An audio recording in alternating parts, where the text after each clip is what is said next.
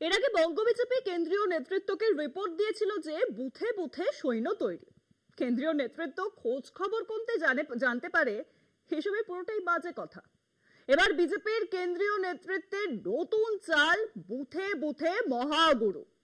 বড় জনসভার পাশাপাশি এবার বুথে বুথে সভা করবেন মিঠুন চক্রবর্তী। বৃহস্পতিবার উত্তর কলকাতার দুই বিধানসভার দুই বুথ কমিটির সঙ্গে কিন্তু বৈঠকও করেছেন মিঠুন। আসন্ন রাজ্য বিধানসভা নির্বাচনে মহাগুরুর ইমেজকে তৃণমূল স্তরে কাজে লাগাতে তৎপর গেরুয়া শিবির। অভিনেতা কি নেতার কাজ সামলাতে পারবেন? সময় তার উত্তর দেবে। বিজেপির কেন্দ্রীয় নেতৃত্বের নির্দেশে এবার বুথে বুথে সভা করবেন মিঠুন চক্রবর্তী। ব্যক্তি নয়, দলই সর্বস্ব, তাই কোনো দলাদলি নয়, বার্তা বিজেপির মিঠুনের।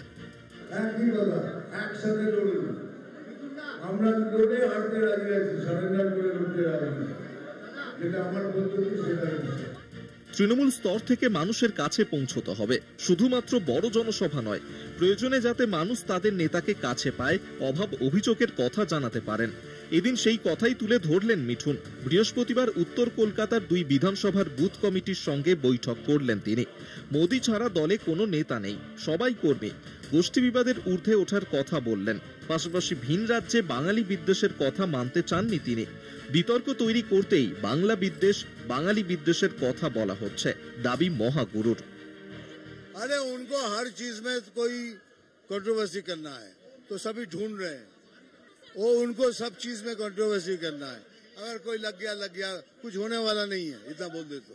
সামাজিক রাজনৈতিক ভাবে মিঠুন বাবু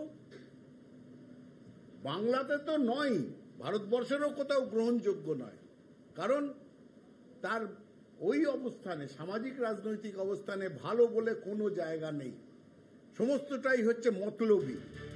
জনসভায় ফিল্মি কায়দায় বক্তৃতা দেওয়ার জন্য পরিচিত মিঠুন, তবে ইদানিং কালে তাকে আগের ভূমিকায় আর দেখা যায় না।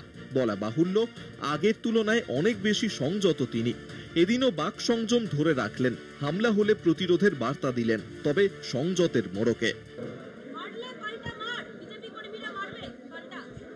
আমি মার ধরে কথা বলবো না, তবে যেভাবে আমাদের সাথে ব্যবহার করবেন আমরা ঠিক তেমনভাবে আপনাদের সাথে ব্যবহার করব।